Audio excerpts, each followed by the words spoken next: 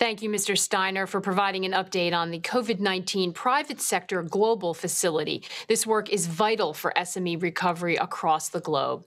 Now let's hear final reflections from a CEO sustainability champion. Please welcome International Chamber of Commerce board member and Chief Executive Officer of Trip.com, Ms. Jane Ji-sun.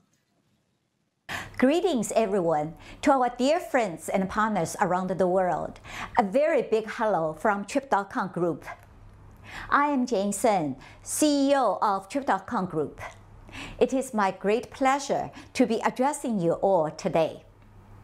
We are gathered to discuss truly critical issues we face together, not as a single industry, but as a planet. How we adapt and grow to be more sustainable will define our development in the future.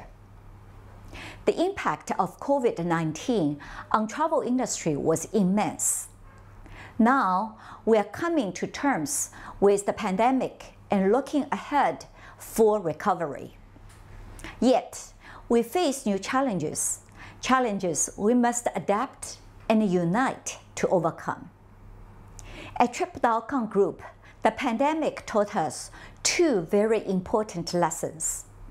First, the unprecedented changes brought on by the pandemic have required us to be more innovative and flexible to ensure that our travelers are well protected. Second, as individuals, companies, and society, we must stand united and work together to find solutions for sustainability. To achieve our goal on safety and sustainability, we should stand united to build strength and resilience. Our close collaboration will enable us to embrace and trailblaze changes for the better in our rapidly growing industry. At Trip.com Group, we are committed to delivering on safety and sustainability. During the pandemic, we launched our COVID-19 International Travelers Guide to share the latest travel updates and requirements with our users. We implemented enhanced travel safety measures, supporting partners to facilitate safer travel. We also rolled out products tailored to travel during the pandemic, providing localized, flexible booking options at affordable prices. It is crucial to have an industry-wide approach to meet the challenges of travel sustainability. We have joined industry partners as a member of Travelist to work as part of the united and collaborative efforts to find a solution to sustainable travel. Through our membership of organizations such as UN Global Compact, we will continue to push for a unified approach of sustainability. At Trip.com Group, we have rolled out a series of programs to offer travelers more sustainable options. On our Trip.com platform, we offer guidance on how to make more sustainability travel choices and enable users of our train ticket platform, TrainPal, to make more eco-friendly train bookings. Our own efforts begin at our offices, where we operate strictly reuse and recycle policies and energy-saving initiatives. We have led reforesting efforts around China, planting millions of trees to support ecology resistance to climate changes. We continue to work with local partners to build community resilience for those within our industry. Around the world, people are looking for in-person connection. I have always been a huge believer in the incredible positive impact of travel on building connections between people and nations. By using the lessons we learned in pandemic, Not only will we be able to see a full industry recovery, but also work towards developing more sustainability. I have great faith in our collaborative approach towards meeting the challenge of sustainability. I look forward to seeing you all in person soon. Thank you very much. Thank you, Jane. Today, we have heard from world leaders, UN heads, and leading business voices on the future of sustainable development, COVID recovery, energy transitions, sustainable finance, and international trade. It's been such a robust and thoughtful event. I hope you have enjoyed the conversations. And remember, you can find resources mentioned in the discussions in the content studio booths in the pavilion. Please welcome Her Excellency Amina Mohammed, Deputy Secretary General, United Nations, to give her closing remarks on the private sector's critical role in a rebuilding for sustainable COVID recovery for all people. Excellencies, business leaders, friends, I'm pleased to greet the 6th SDG Business Forum, which marks the end of the Uniting Business Live series of events held in connection with the 76th session of the United Nations General Assembly. I thank the UN Global Compact, the International Chamber of Commerce, and the Department of Economic and Social Affairs for convening today's gathering of business leaders with the world at a critical crossroad. Over the span of a little more than a year, the COVID-19 pandemic has halted many development gains and threatened prospects for shared prosperity. Global supply chains have been severely disrupted. Small and medium-sized enterprises have been among the worst affected. The United Nations estimates that an additional 119 to 124 million people have been pushed back into poverty. Furthermore, while the long-term impacts of the pandemic are still unfolding, the world's climate scientists have just delivered their Code Red for humanity, warning about the deepening climate crisis. It is a moment of overwhelming urgency. As we continue to respond to the COVID-19 pandemic, we must raise our ambition to combat climate change immediately and accelerate our transition towards low-carbon, resilient and inclusive development. Private sector engagement is going to be indispensable. We must get back on track to achieve the Sustainable Development Goals by 2030. It makes both moral sense and business sense. Today's SDG Business Forum has provided concrete examples of private sector action.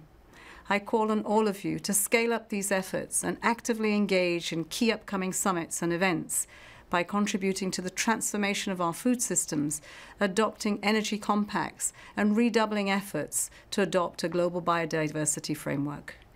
In all this, reaching out to new partners will be key, especially in the industries that are most critical to deliver a green, inclusive, just, and sustainable recovery from COVID-19. Let us work hard to deliver on the much-needed transformation at all levels. Let us innovate. Let us work together to build resilient businesses, economies, and societies. I thank you. Thank you, Your Excellency, for those remarks and your leadership. Lastly, please join me in welcoming John Denton, the Secretary General of the International Chamber of Commerce, one of our co-hosts of the SDG Business Forum for the past 6 years, and board member of the UN Global Compact, for closing remarks and reflections of today's forum. Excellencies, ladies and gentlemen, as many of you are already aware, the 102-year-old institution, the International Chamber of Commerce, which I proudly lead as Secretary General, is the institutional representative of more than 45 million businesses in more than 120 countries worldwide. As the only private sector entity with a permanent seat in the United Nations General Assembly, we at ICC have a duty and a responsibility to act as a trusted bridge between business, governments and civil society, particularly in developing solutions to pressing global challenges. We sum up our mission succinctly. We make business work for everyone, every day, everywhere. However, the work that we do is not quite as easily defined.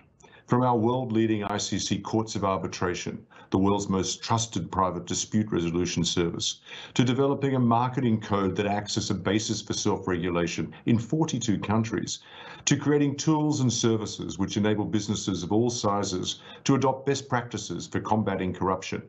Our operations are incredibly broad, but nonetheless essential for the day-to-day functioning of this global economy. We work every day to grow the global economy. We work every day to revitalize trade, and we work every day to advance sustainability. These are all core to our work. Our work is the understanding that the challenges we aim to solve are intersectional, that cross-cutting issues cannot be addressed in isolation. To take just one example, on carbon pricing, we recognize that any recommendations we propose must be developed with the support not just of tax experts or environmental experts, but the tax and environmental experts must work in tandem. We enable that. And generally speaking, when it comes to advancing sustainability, which is what we do, we reject an approach which is all about making issues so easily and palatable by developing taglines and rallying cries, often with the heroic assumption that good intentions alone will be enough to mainstream these challenges to bring about systemic change. It's not enough. 6 years in, it's clear that adopting the same talking points over and over again and creating new taglines, this hasn't actually brought us any closer to achieving the Sustainable Development Goals. The truth is, we do not need bold colours and TikTok messages to convey the importance of combating poverty or achieving gender equality. These challenges are well known at every level of society and in every corner of the world. In fact, the 2020 Edelman Trust Barometer revealed that business is now the only institution which is recognised as both competent and ethical, with employers not only expected to contribute to solving social issues, but to lead in their resolution. This gives the private sector an incredible mandate to drive systemic change, comprising policy reform, business operations, consumer actions, all contributing to the same ends. And we can only achieve this if all stakeholders are at the decision-making table contributing practical and scalable recommendations to solving the challenges we face. At the International Chamber of Commerce, we're already doing this. From leveraging our CEO-led ICC Research Foundation to fund studies that make the case for regulatory reforms that enable the circular economy and urge governments to provide vaccine equity for the world, to working with, most recently, the Turkish government and the Union of Chambers and Commodity Exchanges in Turkey to evacuate refugees from Afghanistan. This is all what we do. Our ability to identify the right partners, be they well-known or up-and-coming, is a critical element of our success. And in our increasingly interconnected world, amplifying only the voices of those who are willing and able to go the furthest and the fastest will only result in those who need greater support being left behind. That is not what we do. While the COVID-19 pandemic continues to rage on, climate change is still the greatest threat we have to face.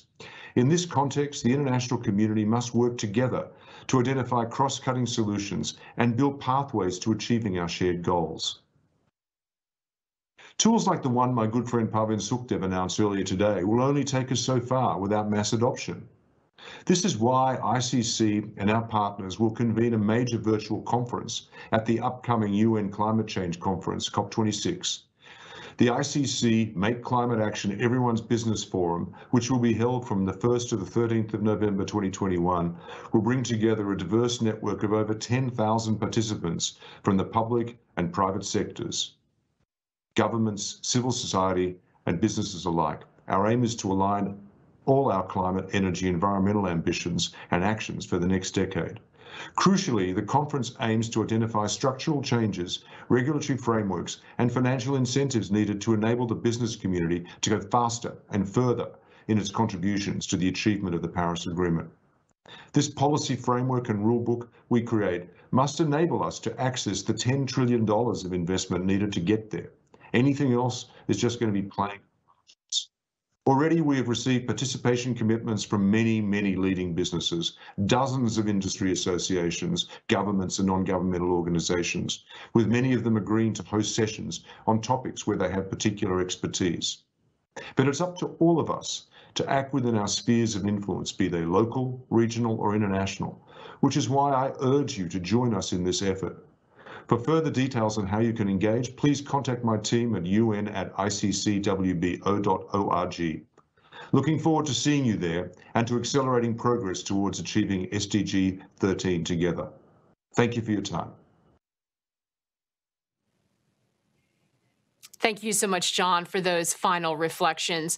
We hope you, our audience, have enjoyed spending time with us at the SDG Business Forum. Please continue to follow the conversation on social media using the hashtag #UnitingBusiness and SDG Biz Forum. Video highlights will be posted on the UN Global Compact YouTube channel later today. I'm Maggie Lake, and it has been a pleasure being your MC for today's SDG Business Forum. Thank you all for joining us. Take good care.